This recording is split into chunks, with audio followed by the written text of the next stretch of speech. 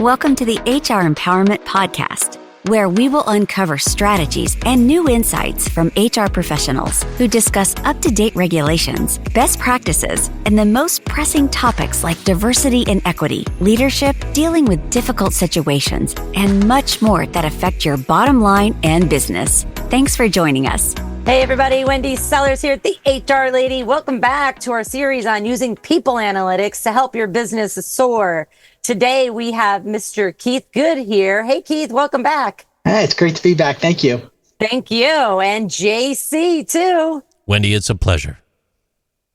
It always is. Hey, Keith, we want to ask you questions. So first of all, let me just tell you, the information you've been sharing so far, I think has blown some people's minds. I think the first episode, we were going, what? What's data? What the heck do you mean by this? I don't know if I want to tune in. And then by the last episode, it's like, okay, now I'm listening. I need data. One thing that I did want to briefly mention before we jump into, supporting the customer needs is, what are your thoughts about all the institutional knowledge in businesses, period, but in this case, specifically in HR, that's leaving and is retiring as well? Two thoughts. First is, oh, wow, let's make sure we collect that institutional knowledge. But the second one is more optimistic. I think there's a lot of change in HR coming, and I think it's a bit of a breath of fresh air, new ways of looking at things. Younger people that perhaps have a technology background that are interested in workforce.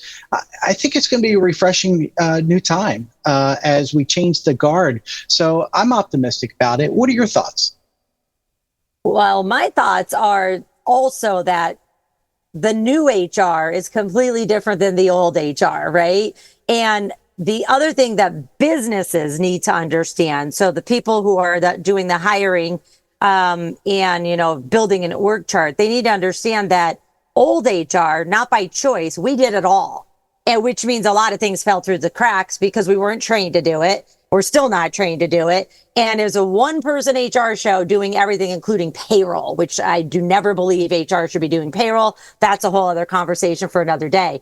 So I'm with you on the fact that the new HR, there's many different new skills involved, but it's going to be multiple people. It's not a one-person HR department anymore. Now, it could be part-time consultant, vendor, full-time person that's pulling it all together. But we just have to think smarter and know that analytics on one hand, for example, and then employee relations on the other hand, those two things aren't normally by the same person.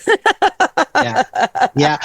I was at a client site that we were talking about that too, and they were saying, they had an issue with a hire, right? And the business manager says, we have to change our process. We have to change our HR process because this hire didn't work out. Well, when they go back through the data and look at, okay, we're talking about one hire in over, hundreds that doesn't, but they have to have that data. They have to show that person, look, these are all the successful hires. This is our current process. This is the counts that we're going through.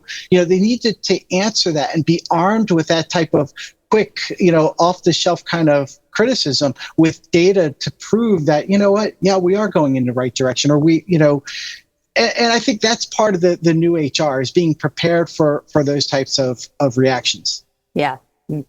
Go ahead, JC. Yeah, chomping at the bit a little bit. I love the data. I do. And I love the history and the organizations. It doesn't matter what your organization is, big, small, wherever you are, your history and your desire to capture the why. To me, when we think about strategy and the future of our organizations, it's all about the why. Why did we do what we did that gave me the data that's in that database right now? Why are we choosing to turn left instead of turn right? Why are we going to do X, Y, and Z? If you give me the why with the data, it's a different ball of wax. And with that being said, 62% of organizations that utilize people analytics to align HR strategies with customer needs report substantial increase in customer satisfaction as well, and a 48% improvement in customer retention rate. So once again, heading back to strategies, and you can't develop a good strategy if you don't know the why. Back to you. Right. The outcomes. Why are we doing this? What are we doing it for? So back over to you, Keith. Talk to us a little bit about, your expertise in supporting the customer's needs, which may be internal customer or external customer, but it's probably both. Yeah, supporting the customer needs. And let's face it, HR organizations, they're all very specific. To give you an example, have you ever seen an HR system deployed the same way in every single organization? Nope. No, never, right? So there's obviously that need to be able to make sure that it's working in their organization, that whether it's the data, whether it's the process that's pulling together, it's specific to their organization. And I think that's some of the challenges that organizations have, especially working with the black box systems out there. It's like, oh, we're just going to take the vanilla flavor. But as soon as that happens, they're always, tweaking something along the way. So from our perspective, from an analytics perspective, we need to be flexible enough to be able to start with vanilla, but realize that there's, whether it's historical data, whether it's changes in a current system that exists, and we need to be prepared for it. We often work with our clients to start with, when you talk about data, yeah, the data is out there and it is moving around. For example, you've got data going to your benefits administrator. You've got data going to your payroll administrator. If it's going out to those, you can most likely also get that and put it into a common area as well, right, to start your analytics. So, and then it's a matter of, starting from, if you have templates to work with, great, and then configuring it to support your business needs.